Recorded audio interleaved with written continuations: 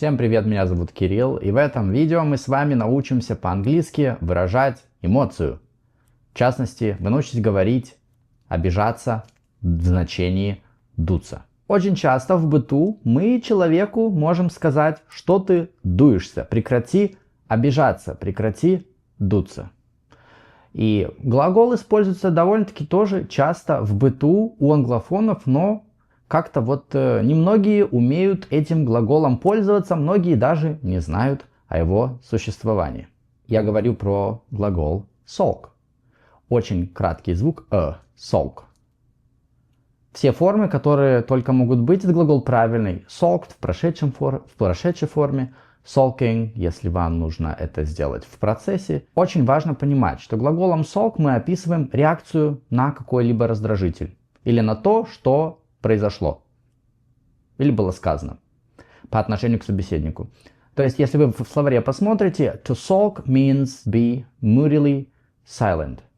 То есть, человек находится в подавленном настроении.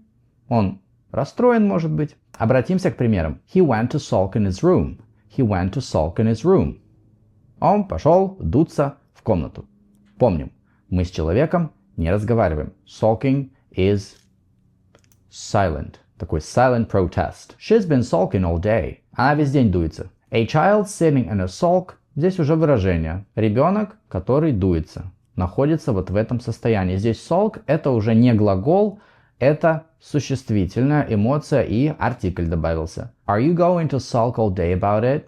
Are you going to sulk all day about it? Ты весь день будешь дуться? He sulked for hours because nobody agreed with his idea. He sulked for hours because nobody agreed with his idea. Он дулся долго, потому что с его идеей никто не согласился, никто ее не поддержал. She's been in a sulk since this morning. She's been in a sulk since this morning. Тут вообще практически как скороговорка со всякими шипящими, звенящими звуками. Важно понимать, что sulking это не только прерогатива каких-то детей. То есть вы это слово используете по отношению ко всем, к детям, к взрослым и всем, кто in between. Очень часто вы по примерам увидели, sulk используется как временное действие. She is sulking, he is sulking, why are you sulking? Чё ты на меня дуешься? Поговори со мной, talk to me, answer me. Ну и я думаю, что у вас созрел ко мне вопрос. Кирилл, есть слово offend, глагол offend, который также переводится обижать кого-то, либо обидеться. И у меня, по-моему, как-то было вскользь про глагол offend.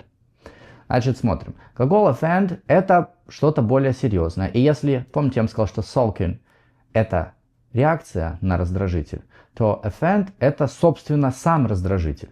То есть, когда вы кого-то insult или hurt emotionally, в эмоциональном плане кого-то вы ранили каким-то словом или своим действием. То есть, безусловно, вы можете предложение использовать offend, но разница между offend и sulk, она будет. Либо это реакция человека, либо, собственно, вы специально кого-то обидели.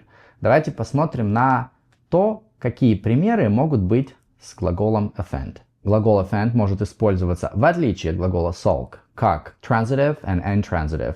Помните, transitive, прямое дополнение, обидеть кого-то. То есть еще раз, когда непереходный глагол, это мы используем, мы говорим, человек обиделся на кого-то. Да, не обидел сам кого-то, а обиделся. Это непереходный глагол. И здесь мы используем три глагола. Feel offended, используем past participle, или третья форма глагола, кому как удобно. Be offended и get offended. Все они означают то же самое. Выбирайте, как говорится, любой из трех предложенных вариантов. She carefully worded her comments so as not to offend anyone. Она очень тщательно подбирала слова в комментариях для того, чтобы никого не обидеть. Здесь глагол переходный. So as not to. Обратите внимание на этот паттерн.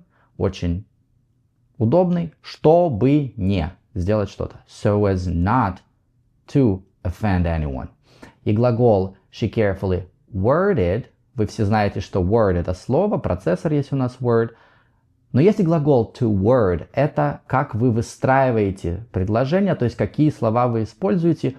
Очень часто в этом значении глагол используется, вы в совершенно разных ситуациях можете его услышать вокруг себя, поэтому обратите на него пристальное внимание, может быть, посмотрите в словарях примеры предложений, чтобы поближе с ним познакомиться. Как говорится, dig deeper. Немножко копнем глубже. Don't worry, I wasn't offended. Или don't worry, I'm not offended. В разговоре, если там что-то кто-то сказал, говорит, ой-ой-ой, я тебя не хотел обидеть. Вы говорите, не-не-не, я не обижаюсь. Don't worry, I'm not. Если вы хотите подчеркнуть это действие сейчас, I'm not offended, либо I wasn't offended. Я не обиделся. То есть здесь offend не в значении sulk, а в значении больше как hurt somebody's feelings. То есть задеть кого-то. I felt a little offended by their lack of respect. Я почувствовал себя немного оскорбленным, так сказать, оскорбился неуважением в свой адрес. То есть отсутствием уважения с их стороны. Some people are offended by the song's lyrics. Some people are offended by the song's lyrics. А некоторые люди, им не понравились слова песни, их это задело, оскорбило. Ну и, конечно, если вы извиняетесь, I'm sorry, I didn't mean to offend you. I'm sorry, I didn't mean to offend you. У меня и в мыслях не было вас как-то задеть или оскорбить. Я специально сейчас здесь не говорю обидеть, чтобы у вас путаницы не было. То есть, the bottom line, какой takeaway? В русском языке слово «обидеть» в английском языке делится на два, в зависимости от того, что вы делаете. Это ваша реакция или это ваша эмоция или просто раздражитель. Nevertheless, both have negative connotation. У offend есть еще другое значение. Кому интересно, любой словарь вам поможет, так сказать, раскрыть полный потенциал этого слова. И помните, что если вы с кем-то не разговариваете, вы обиделись, вы дуетесь, то это глагол sulk. Напоминаю, у меня есть Instagram, у меня есть Telegram, Kirill's_English. Если вы хотите online private lessons with me, можете заполнить форму. Я оставлю ссылку в описании под этим видео. Также есть разговорный клуб. Всем, кто хочет принять участие и ознакомиться с правилами, также оставлю ссылку в описании под этим видео. Я желаю всем отличных выходных. Пока.